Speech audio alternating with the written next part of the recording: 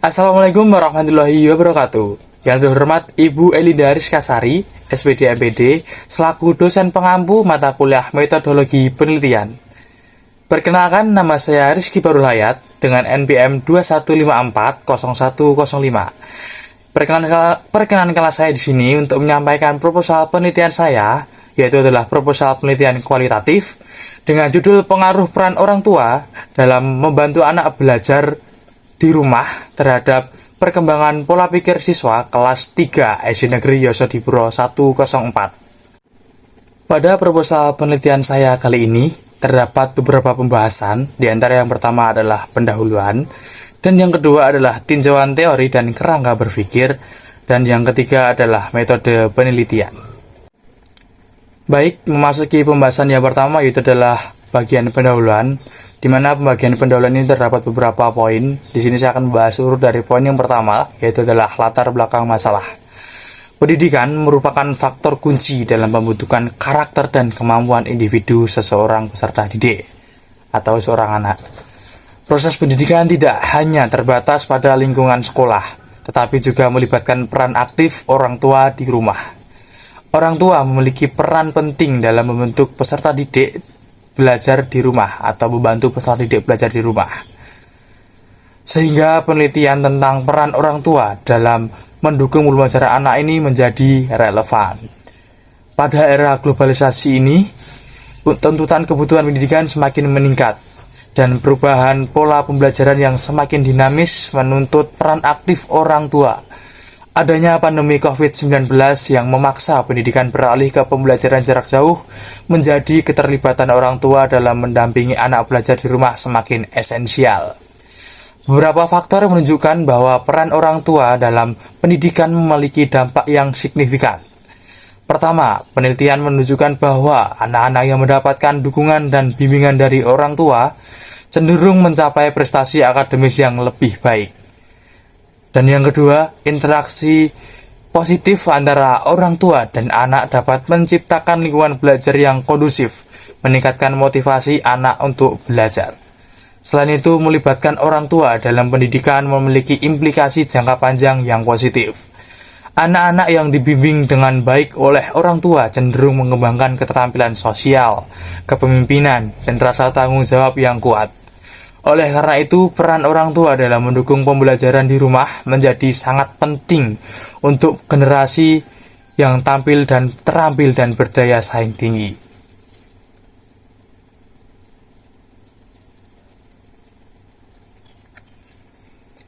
Meskipun banyak penelitian telah dilakukan, peran orang tua dalam pendidikan masih ada kebutuhan untuk mengeksplorasi lebih dalam tentang cara orang tua dapat lebih efektif dalam membantu anak-anak mereka belajar di rumah. Penelitian ini diarahkan untuk memberikan wawasan yang lebih mendalam tentang strategi yang efektif, tentang tantangan yang dihadapi orang tua dan dampak nyata dari keterlibatan orang tua dalam proses pembelajaran di rumah terhadap prestasi akademis dan perkembangan holistik anak. Penelitian ini dilakukan juga karena banyaknya kasus di SD negeri yang saya teliti, yaitu adalah SD Negeri Yosodipuro 104, yang sebagian besar, bahkan lebih dari 50% peserta didiknya memiliki tingkat kecerdasan atau pola berpikir yang tergolong menengah ke bawah atau kurang, yang dimana hal ini didasarkan kepada atau dilatar belakangi pada kurangnya bimbingan orang tua di rumah. Kemudian selanjutnya yaitu adalah identifikasi masalah. Berdasarkan latar belakang masalah yang telah saya uraikan sebelumnya, terdapat beberapa permasalahan yang terdapat di kelas 3 SD Negeri Yosodipuro 04, yang dimana identifikasi masalah tersebut dapat diuraikan sebagai yang pertama, yaitu adalah kurangnya perhatian peserta didik dari orang tuanya di rumah. Kemudian yang kedua, minimnya penyuluhan informasi dari guru ke orang tua peserta didik. Kemudian yang ketiga, diperlukannya pemahaman yang lebih dalam tentang bagaimana minimnya peran orang tua dalam mendampingi anaknya untuk belajar di rumah. Selanjutnya yaitu adalah pembatasan masalah. Berdasarkan beberapa masalah yang telah teridentifikasi sebelumnya, maka yang menjadi fokus utama dalam penelitian mengarah pada peran orang tua peserta didik di SD Negeri Yosodipuro 104 yang cenderung acuh tak acuh terhadap kewajiban belajar anaknya di rumah. Sehingga diperlukan adanya solusi untuk mengatasi masalah tersebut agar peran orang tua dapat menjadi maksimal.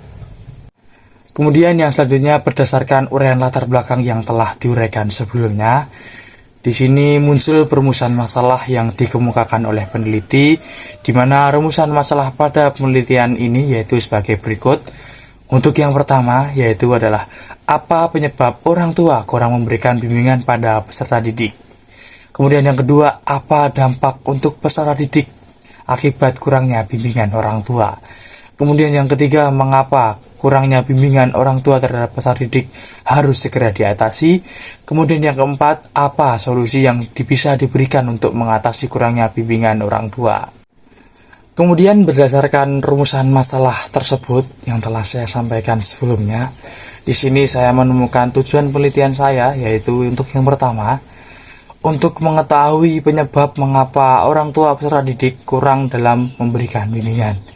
Kemudian yang kedua, untuk mengetahui apa dampak yang terjadi pada peserta didik jika minimnya bimbingan orang tua.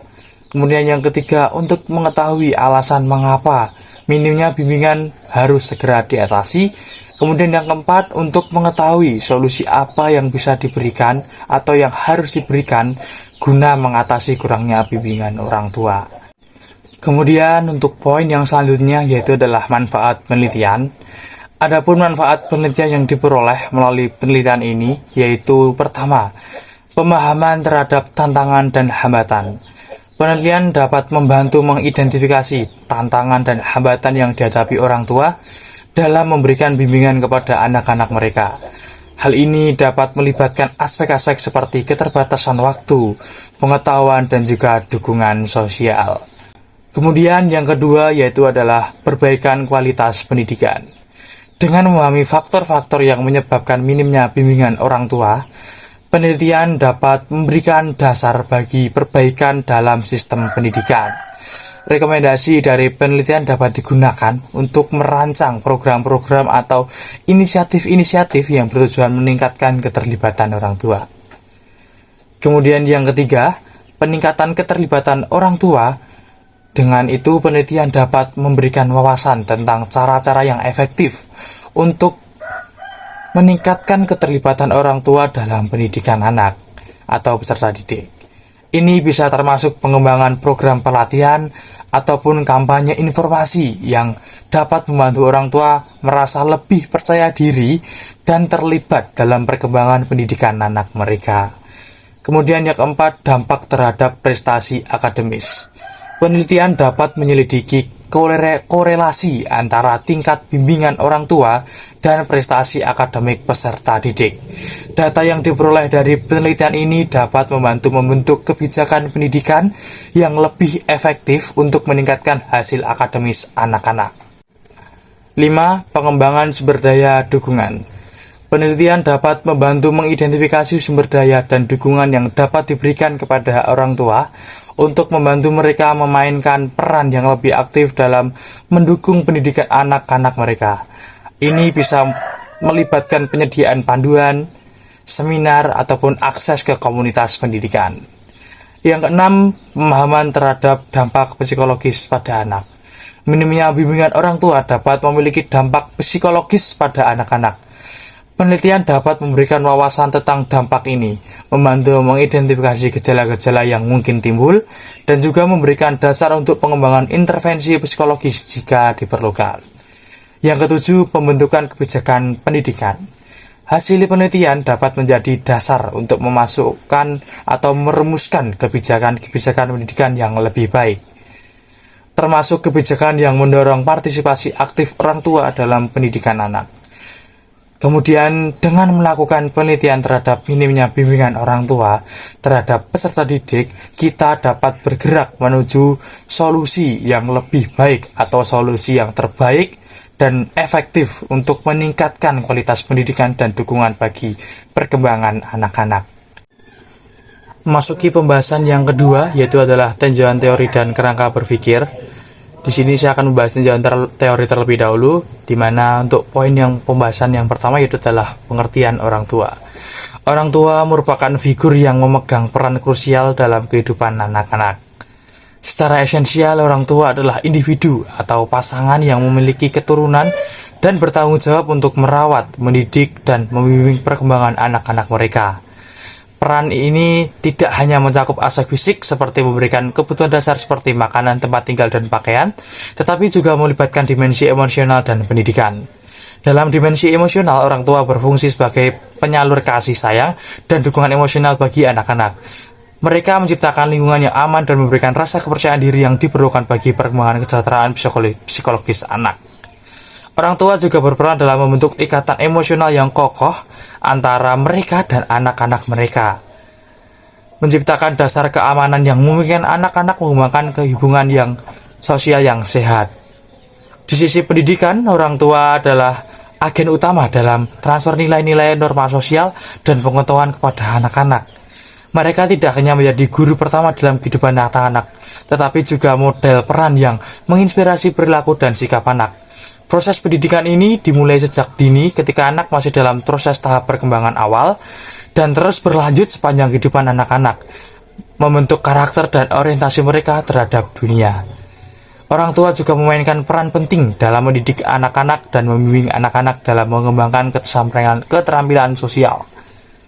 Mereka mengajarkan etika, kerjasama, dan toleransi, mempersiapkan anak-anak untuk berinteraksi dengan masyarakat lebih luas. Selain itu, orang tua juga harus memahami minat dan bakat anak-anaknya untuk membantu membentuk identitas dan ambisi mereka di masa depan. Penting untuk diingat bahwa peran orang tua dapat bervariasi di berbagai budaya dan konteks sosial. Meskipun tanggung jawab dasar mereka adalah merawat dan mendidik anak mereka, tetapi cara mereka menjalankan peran tersebut dapat dipengaruhi oleh norma budaya, nilai-nilai agama, dan tuntunan masyarakat tempat mereka tinggal. Dalam setiap kultur, peran orang tua memiliki dampak yang mendalam pada pembentukan karakter dan perkembangan anak-anak mereka. Selanjutnya yang kedua adalah pengertian peran orang tua dalam pendidikan. Orang tua memegang peran yang sangat penting dalam dunia pendidikan anak-anak mereka. Pertama-tama, mereka adalah agen pertama yang bertanggung jawab untuk membentuk nilai-nilai dan moral anak. Orang tua yang memberikan contoh perilaku positif dan mendidik anak-anak tentang etika dan nilai-nilai moral memberikan dasar yang kuat untuk perkembangan karakter anak. Kedua, orang tua berperan sebagai pendukung dalam proses pembelajaran anak. Dukungan emosional dan motivasional yang diberikan oleh orang tua dapat meningkatkan minat dan keinginan anak untuk belajar. Dengan memberikan dorongan yang positif, orang tua dapat membantu anak mengatasi rintangan dan kesulitan dalam belajar, sehingga meningkatkan prestasi akademik mereka. Selanjutnya, orang tua berperan sebagai mitra dalam komunikasi dengan sekolah. Keterlibatan orang tua dalam kegiatan sekolah seperti pertemuan guru dapat membantu memahami lebih baik perkembangan anak di sekolah. Kolaborasi antara orang tua dan guru membantu menciptakan lingkungan pendidikan yang mendukung pertumbuhan dan perkembangan anak. Orang tua juga memiliki tanggung jawab untuk mengelola lingkungan belajar di rumah dengan menciptakan suasana yang kondusif untuk belajar, seperti menyediakan ruang belajar yang tenang dan memberikan dukungan materi. Orang tua dapat memberikan kontribusi signifikan terhadap kemajuan akademis anak-anak mereka. Terakhir, orang tua memiliki peran dalam membimbing anak-anak untuk mengembangkan keterampilan hidup. Pembelajaran di luar kurikulum akademis, seperti keterampilan sosial, manajemen waktu, dan tanggung jawab, juga merupakan tanggung jawab orang tua. Dengan memberikan panduan dan teladan yang tepat, orang tua membantu anak-anak mengembangkan keterampilan yang akan membantu mereka sukses dalam kehidupan di masa depan. Secara keseluruhan, peran orang tua dalam dunia pendidikan sangat krusial. Dukungan mereka tidak hanya berdampak pada prestasi akademik mereka, tetapi juga membentuk karakter dan keterampilan yang akan membawa mereka menuju masa depan yang sukses. Pembahasan selanjutnya yaitu adalah pola pikir. Definisi pola pikir. Pola pikir merujuk pada cara seseorang memandang, memahami, dan merespon dunia di sekitarnya. Ini mencakup kecenderungan, keyakinan, dan pendekatan mental yang membentuk cara seseorang berpikir dan bertindak. Pola pikir dapat mencakup segala hal, mulai dari keyakinan dasar, nilai-nilai, kecenderungan pemikiran, hingga kebiasaan berpikir tertentu. Pola pikir dapat mempengaruhi cara seseorang memecahkan masalah, mengambil keputusan, dan juga merespon situasi. Pola pikir tidak selalu statis dan dapat berkembang seiring waktu, melalui pengalaman, pembelajaran, dan refleksi. Contoh pola pikir melibatkan cara seseorang memandang tantangan, apakah sebagai peluang ataupun sebagai hambatan, atau bagaimana mereka merespon kegagalan dan kesuksesan. Beberapa contoh pola pikir yang umum melibatkan pola pikir posesif, negatif, positif, proaktif, efektif, reaktif, analisis, kreatif, dan lain sebagainya. Penting untuk diingat bahwa pola pikir dapat memainkan peran yang penting dalam membentuk perilaku dan hasil hidup seseorang. Oleh karena itu, kesadaran akan pola pikir yang dimiliki dapat membantu seseorang untuk mengarahkan pemikiran dan tindakan mereka menuju tujuan yang diinginkan. Kemudian, yang kedua adalah pentingnya pengembangan pola pikir. Berkembangnya pola pikir sangat penting karena mencerminkan kemampuan individu untuk beradaptasi, belajar, dan tumbuh secara pribadi. Pertama, pola pikir yang berkembang memungkinkan seseorang untuk lebih fleksibel dalam menghadapi perubahan dan tantangan hidup. Dalam dunia yang terus berubah dengan cepat, kemampuan untuk beradaptasi menjadi kunci untuk mencapai kesuksesan dan kebahagiaan. Individu dengan pola pikir yang berkembang akan lebih mampu memahami perubahan sebagai peluang, bukan sebagai ancaman. Kedua, berkembangnya pola pikir menciptakan landasan untuk pembelajaran sepanjang hidup. Orang yang selalu terbuka terhadap ide-ide baru dan berbagai hal baru akan terus belajar dan meningkatkan pengetahuan mereka.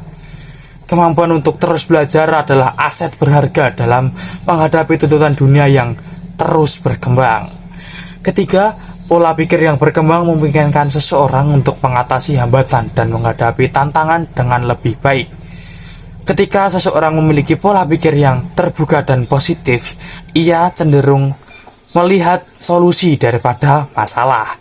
Ini membantu individu untuk tidak terjebak dalam pemikiran yang negatif dan mengembangkan kreativitas serta inovasi dalam menghadapi berbagai situasi. Terakhir, berkembangnya pola pikir memiliki dampak positif pada hubungan sosial. Orang yang memiliki pola pikir yang terbuka terhadap pandangan dan pengalaman akan lebih cenderung lebih empatik dan toleran. Ini menciptakan lingkungan yang lebih harmonis dan mendukung kolaborasi antara individu dengan berbagai latar belakang dan perspektif. Secara keseluruhan, berkembangnya pola pikir bukan hanya merupakan perkembangan pribadi yang positif, tetapi juga memberikan faktor kunci dalam menjelaskan masyarakat yang dinamis, adaptif, dan berdaya saing. Kemudian untuk pembahasan yang selanjutnya yaitu adalah hubungan antara perkembangan pola pikir anak dengan kegiatan belajar di rumah. Perkembangan pola pikir anak sangat erat kaitannya dengan kegiatan belajar di rumah. Pertama, lingkungan belajar di rumah memainkan peran penting dalam membentuk pola pikir anak. Anak-anak yang tumbuh dalam lingkungan yang mendukung dan merangsang secara kognitif cenderung mengembangkan pola pikir yang lebih positif dan kreatif. Ini dapat tercermin dalam cara mereka memecahkan masalah, menghadapi tantangan, dan berpikir secara abstrak. Kedua, interaksi dengan orang tua dan anggota keluarga lainnya di rumah mempengaruhi pula pada pola pikir anak. Diskusi, pertanyaan, dan dorongan untuk berpikir secara kritis dapat membantu anak mengembangkan kemampuan berpikir logis dan analitis. Orang tua yang aktif terlibat dalam kegiatan belajar anak juga dapat membantu membangun rasa percaya diri dan motivasi dalam proses belajar peserta didik. Selain itu, kegiatan belajar di rumah dapat memberikan kemampuan bagi anak untuk mengeksplorasi minat dan bakat pribadinya. Ketika anak diberi kebebasan untuk memilih topik atau kegiatan yang mereka sukai, mereka dapat mengembangkan pola pikir yang lebih fokus dan bersemangat terhadap pembelajaran. Hal ini dapat meningkatkan motivasi insting anak terhadap belajar. Penting juga untuk menciptakan suasana belajar yang positif di rumah. Anak-anak merasa nyaman, didukung, dan dihargai dalam upaya belajar. Mereka cenderung memiliki pola pikir yang terbuka terhadap pengetahuan baru. Sebaliknya, lingkungan yang menekan atau kurang mendukung dapat menghambat perkembangan pola pikir anak dan menghambat minat mereka terhadap pembelajaran. Terakhir, Integrasi teknologi dalam kegiatan belajar di rumah juga dapat mempengaruhi perkembangan pola pikir anak. Penggunaan alat pembelajaran digital yang tepat dapat membantu anak untuk mengembangkan keterampilan pemecahan masalah, kreativitas, dan literasi digital yang penting dalam era informasi saat ini. Oleh karena itu, penting bagi orang tua dan pendidik untuk dapat memilih dan mengarahkan penggunaan teknologi sesuai dengan kebutuhan perkembangan kognitif anak. Secara keseluruhan, hubungan antara perkembangan pola pikir anak dengan kegiatan belajar di rumah sangatlah kompleks dan saling terkait. Lingkungan belajar yang mendukung, interaksi yang positif, kesempatan eksplorasi, suasana belajar yang positif, dan integrasi sebagai yang bijak semuanya dapat berkontribusi pola perkembangan pikir anak yang optimal. Kemudian selanjutnya yaitu adalah kajian penelitian terdahulu. Terdapat beberapa penelitian yang relevan dan sesuai dengan penelitian yang saya lakukan. Di antaranya yang pertama, skripsi dengan judul Pengaruh Keterlibatan Orang Tua dalam Mendukung Belajar di Rumah Terhadap Perkembangan Pola Pikir Anak. Dengan hasil atau abstrak yaitu menganalisis keterkaitan antara aktivitas belajar di rumah dengan perkembangan pola pikir anak, dengan fokus pada peran orang tua dalam mendukung proses belajar. Penelitian ini juga menggunakan metode kuantitatif dengan melibatkan responden yang merupakan orang tua dan anak-anak usia sekolah dasar. Kemudian penelitian yang kedua yaitu skripsi juga dengan judul Peran Interaksi Orang Tua dalam Mendukung Belajar di Rumah dan Hubungannya dengan Perkembangan Pola Pikir Anak. Skripsi ini menginvestigasi peran interaksi orang tua dalam mendukung proses belajar anak di rumah dan dampaknya terhadap perkembangan pola pikir. Hasil penelitian ini menunjukkan bahwa komunikasi dan keterlibatan aktif orang tua memiliki korelasi positif dengan kemampuan pola pikir anak. Kemudian masuk kepada kerangka berpikir.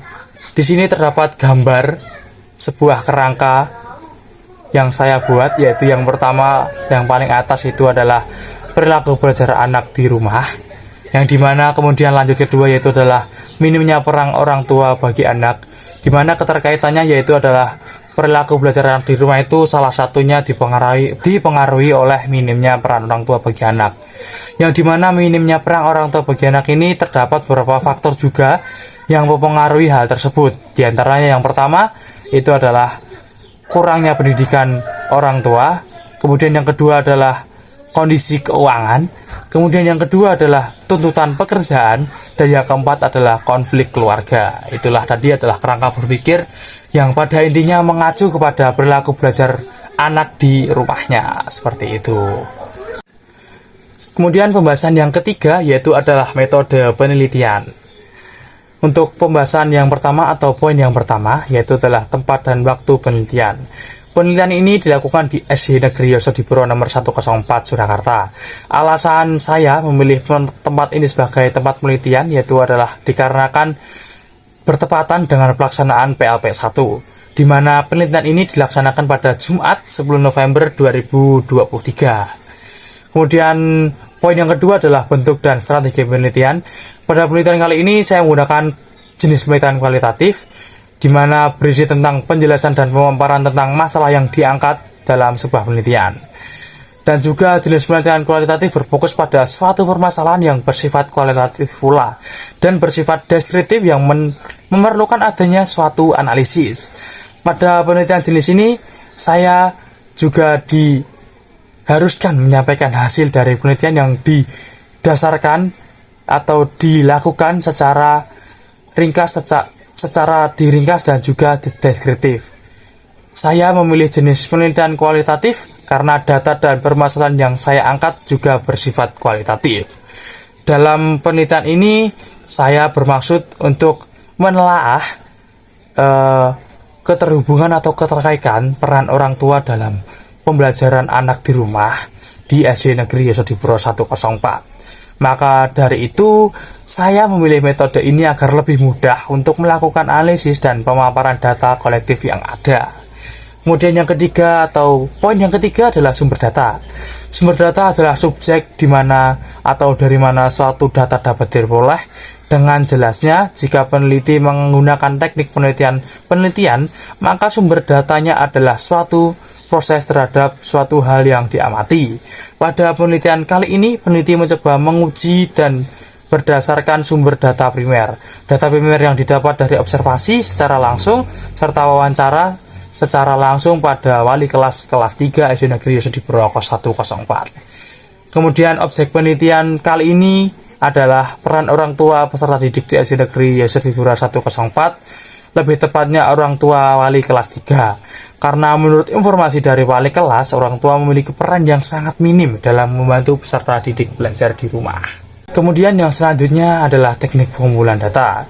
Observasi untuk melakukan atau mendapatkan dan proses pembelajaran di kelas yang sumber dayanya adalah guru dan siswa, maka observasi ini merupakan kegiatan pemusatan perhatian pada suatu objek dengan menggunakan seluruh alat indera. Observasi merupakan teknik pengumpulan data dengan cara mengamati setiap kejadian yang sedang berlangsung dan mencatatnya dengan alat observasi tentang hal yang akan diamati atau diteliti. Penelitian ini menggunakan teknik pengumpulan data observasi untuk mengamati perilaku siswa dan guru pada saat pembelajaran langsung. Teknik dokumentasi adalah mencari dan mengamati hal-hal variabel berupa catatan buku, surat kabar, majalah, agenda, dan sebagainya. Penelitian ini menggunakan teknik pengumpulan data dokumentasi untuk memberikan gambaran secara konkret mengenai aktivitas siswa dan guru pada saat pembelajaran dan untuk memperkuat dua data yang diperoleh. Pada penelitian ini, dokumentasi dilakukan dengan cara mengambil foto siswa pada saat proses pembelajaran berlangsung dan mengumpulkan hasil tes yang telah diberikan. Kemudian teknik keabsahan data. Pada penelitian ini menggunakan triangulasi data. Triangulasi digunakan untuk meminimalisir bias dan meningkatkan validitas serta keabsahan data dengan menggabungkan beberapa sumber data atau metode pengumpulan data yang berbeda. Pertama, triangulasi akan diterapkan dalam segi sumber data. Data akan dikumpulkan dari dua sumber: wawancara langsung dengan guru kelas 3 dan observasi langsung di kelas dengan peserta didik. Melibatkan sumber yang berasal dari berbagai sumber yang akan meningkatkan perbandingan dan pengecekan data sehingga hasil penelitian menjadi lebih reliabel. Kedua, triangulasi dalam segi metode pengumpulan dan wawancara akan memberikan wawasan mendalam dari perspektif guru. Observasi akan memberikan data observasional real time di kelas. Kombinasi kedua metode ini akan memberikan pemecahan yang menyeluruh. Selanjutnya, triangulasi dalam segi penelitian dan peneliti. Peneliti ini akan melibatkan lebih dari satu peneliti dalam mengumpulkan dan menganalisis data. Dengan menerapkan teknik ini, penelitian diharapkan dapat menghasilkan data teman yang lebih kuat dan dapat dipercaya, meningkatkan kedalaman dan validitas data yang diperoleh, serta memberikan kontribusi yang lebih berarti dalam pemahaman minimnya dukungan orang tua dalam perilaku belajar peserta didik di SD Negeri Yosediburo 104. Kemudian teknik analisis data dalam penelitian ini ada 3, yaitu adalah yang pertama reduksi data, merupakan teknik analisis data pada jenis penelitian kualitatif dan juga merupakan suatu bentuk analisis yang meruncingkan, menggolongkan, mengarah terinci, dan mengurangi yang tidak perlu. Kemudian yang kedua adalah penyajian data, di mana merupakan kegiatan penyusunan data yang memungkinkan akan adanya penarikan kesimpulan dari sebuah penelitian. Penyajian data pada penelitian kualitatif akan dirangkum dalam bentuk teks narasi. Kemudian yang ketiga adalah verifikasi data. Verifikasi data disebut juga dengan proses penarikan kesimpulan yang merupakan hasil analisis yang digunakan untuk mengambil tindakan selanjutnya. Kesimpulan dalam penelitian kualitatif biasanya akan bersifat sebagai temuan baru. Baik, itulah tadi pemaparan hasil penelitian saya di SD Negeri Yosediburo 104. Atas atensinya saya ucapkan banyak terima kasih. Kurang lebihnya saya mohon maaf. Sekian. Wassalamualaikum warahmatullahi wabarakatuh.